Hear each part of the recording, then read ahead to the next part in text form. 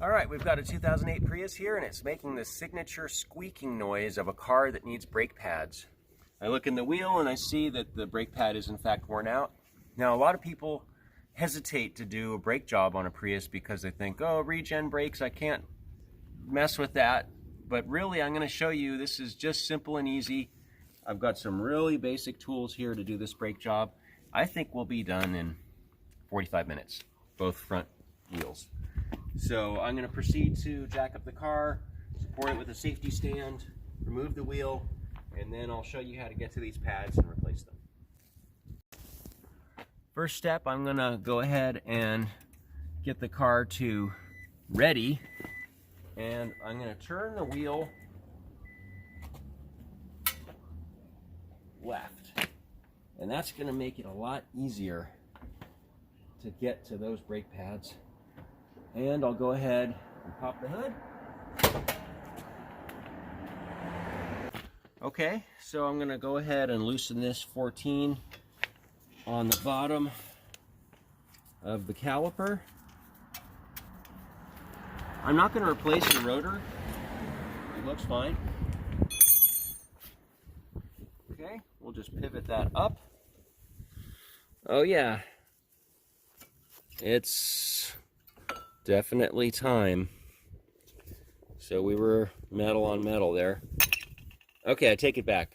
The rotor's not fine. But I'm going to leave it anyways. Now, I think people get a little overzealous replacing rotors. This car's pretty beat up. The rotor isn't deeply gouged. It's just got a light scoring on the inner only. And the outer surface is okay. So we're going to leave the rotor as is. Okay, so here's our new pads. We'll go ahead and verify that they're the correct part. Yes, they are. Good. And what I like to do is I like to prep my pads carefully. So I take the box that the pads came in, flatten it out. I don't want to contaminate the face of the pad. So I'll put my pads down like that.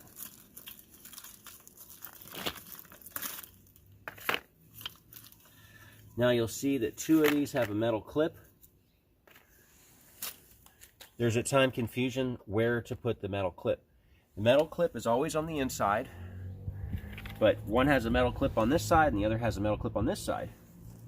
Think about the rotor rotating. Where will the rotor contact first on that pad if it's rotating? Well, it's going to contact on this side.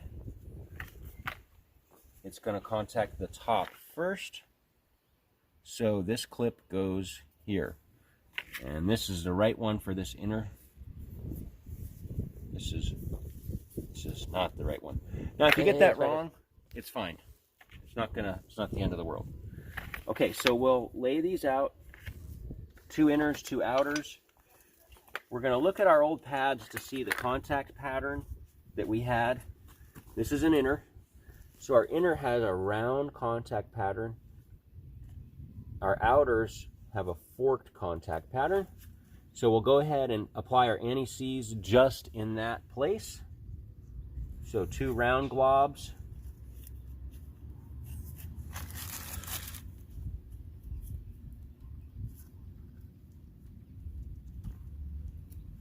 Okay. Now the main reason we're using this anti-seize is so that these don't squeal. Without this, the brakes tend to kind of ring when they touch the rotor and make a squealing noise. Because we're going to compress the caliper piston, the level of the fluid's going to go up. I'm going to go ahead and remove the cap to allow it to go up more easily. So I don't forget to reinstall the cap. I like to put the cap right here. That makes it so I cannot close the hood forgetting the cap. Okay, I'm going to compress the caliper piston. Now this has come out slowly as the brake pads wear down. I need to recompress this. I need to push this inwards until it stops. And I have a special tool for that. Kind of looks like a caulking gun with the front chopped off. Now I can use this. This is actually the best tool for this job. but you may not have this, so I'm going to show some alternatives. Here's one alternative many of us probably already own, and here's another. So essentially we want to slowly squeeze this in, and it's just a little too stiff to squeeze by hand. You really do not want to hammer on this, so we're going to do a nice even squeeze. We'll take one of our dead pads and we can pop that in there. I'll slide the tool in and I'll just press, and you'll see the caliper piston slowly moving inwards.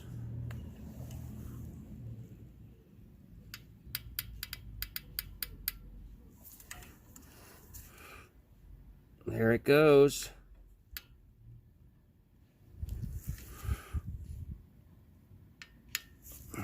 Now the caliper's pushed in, we can just place the pads in here. There's one.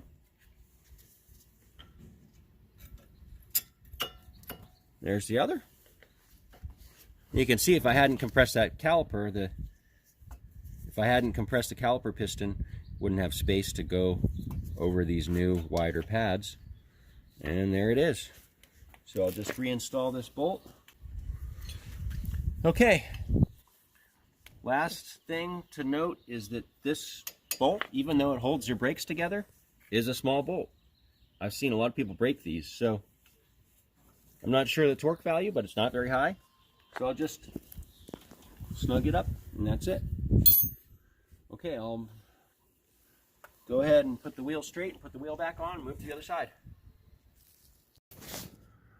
All right, on to the other side.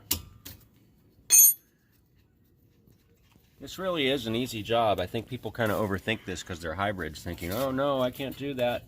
It's going to be special and different. We're just pulling these dead pads out, putting the new ones in, and clean this.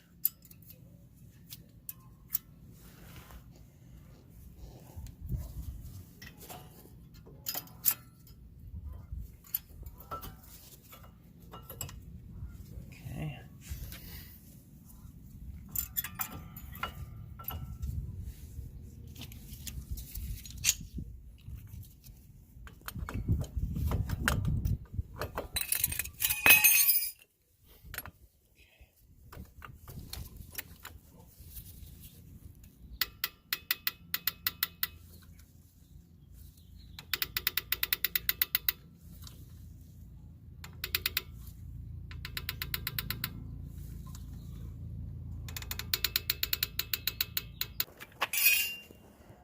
All right, good.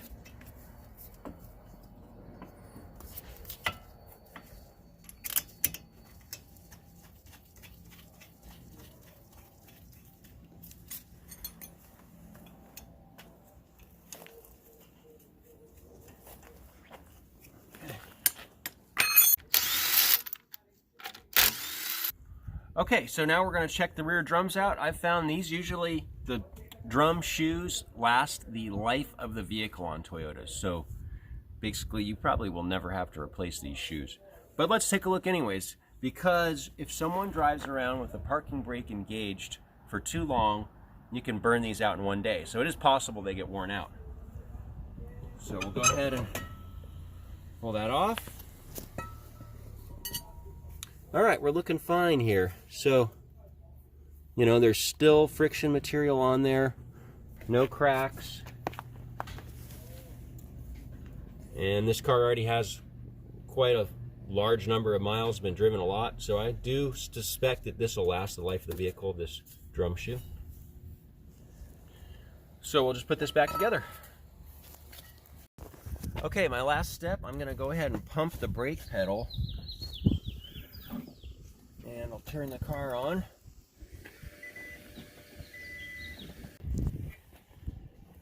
Okay, so I'm going to go ahead and put the cap back on the reservoir, and we're done. Okay, I want to talk about the anatomy of a brake pad. So this is our typical brake pad, and there's a metal backing plate and then the friction material is bonded to the front of the backing plate. So we need to look at the thickness of the friction material. And in this case, I could measure it, and I'd come up with, I don't know, 4 or 5 millimeters. But I really don't need to bother measuring it. I'm just going to compare the backing plate thickness and the friction material thickness. When the friction material becomes less than the thickness of the backing plate, that's when the brake pad starts to fall apart and come unglued. So just glance at it and compare the two. Here's an example of the brake pad from the Prius that we just worked on. And the friction material is much thinner than the backing plate. So here's the friction material. It's, you know, maybe 1 millimeter, 2 millimeters thick. So it's much thinner than the backing plate, and it was overdue to be changed. The same theory goes true with drum brake shoes. Now, in the drum brake shoe, the backing plate is much thinner, as is the friction material. But you just compare the two. When the friction material becomes thinner than the backing plate, that's time to change it. If you have an uneven thickness, we want to find the thinnest spot of the friction material. Measure the thinnest spot, not the thickest spot.